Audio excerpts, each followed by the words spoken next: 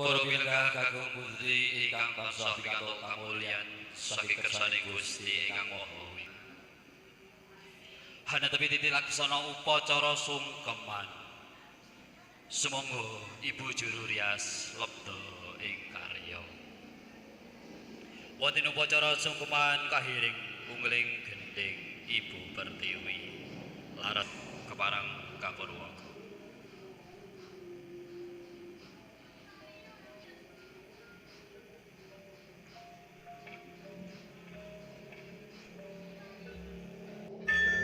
Tumulihang lolos duwung pinanganten kakung kaparagan Bapa Sunar pinanganten duwung kapundhut dumateng panjenenganipun Bapa Sunarto kula sumanggaaken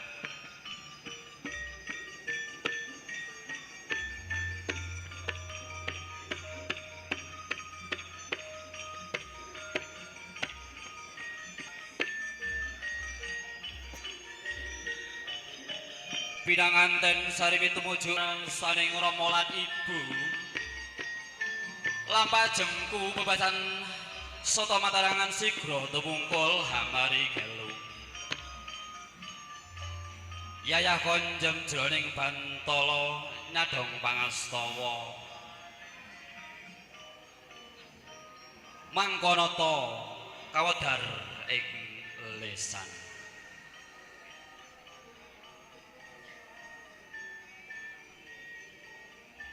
Ibune injih kiyaine gawe-gawe putrane sakarone arsa sowan injih badhe sungkem panjenengan Rama.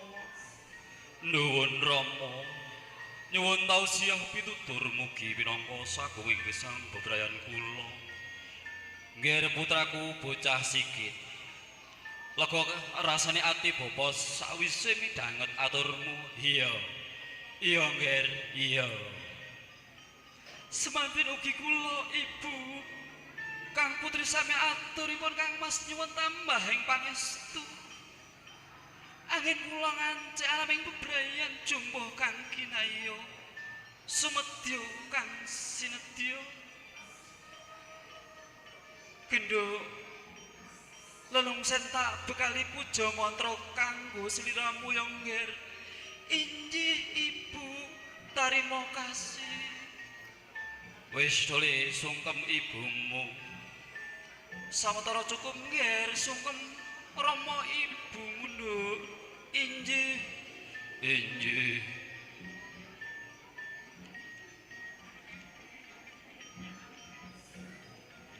nggih tak jarwani anak andita tegese mikul dhuwur mendem jero kuwi kang aran putra soleh lan solihah. Werdinipun punapa Bapa?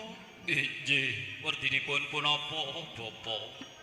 Mikul dhuwur teges gawe aruming asma Rama lan Ibu. Dene mendem jero tegese Rama Ibu jalma sampeyan duwe luput salah lali lena ora sampurna. Aja nganti sliramu lena ing panawas.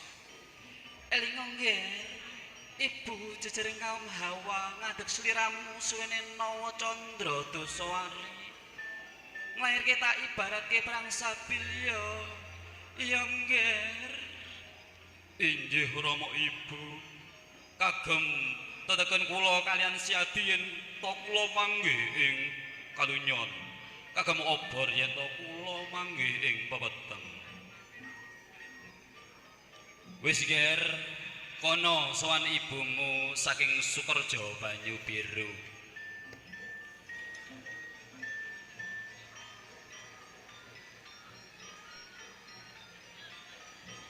Adikku kang tak tresnani ayo tak ganti bebarengan sowan Rama Ibu.